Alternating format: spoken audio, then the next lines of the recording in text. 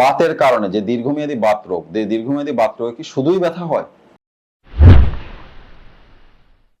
আমাদের রোগীদের আসলে একটা কমন ধারণা যে দীর্ঘমেয়াদী বাত রোগ যেগুলো, সেগুলো আসলে ব্যথা নিয়ে প্রেজেন্ট করে, তারপর জয়েন্ট গুলো ফুলে যায়, মাঝে মধ্যে ব্যথার ওষুধ খেলে কমতেছে আবার বাড়তেছে, এরকমই একটা ধারণা।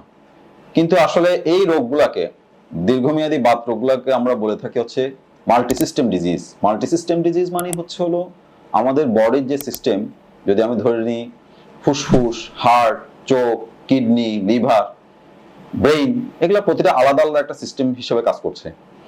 এই বিভিন্ন অর্গান বা সিস্টেমকেও কিন্তু আমাদের দীর্ঘমেয়াদী বাত রোগগুলা আক্রান্ত করতে পারে। তাই এই বাত রোগগুলাকে শুধুমাত্র মানে গিরার ব্যথা অথবা ফুলা হিসেবে চিন্তা না করে আমাদের শরীরের অন্যান্য অঙ্গেরও যেটা ক্ষতি করতে পারে এবং সেই ক্ষতিটা দীর্ঘমেয়াদী এবং স্থায়ী ক্ষতিও করতে পারে, সেটার কথাও চিন্তা রেখেও কিন্তু আমাদেরকে চিকিৎসা করতে হয়।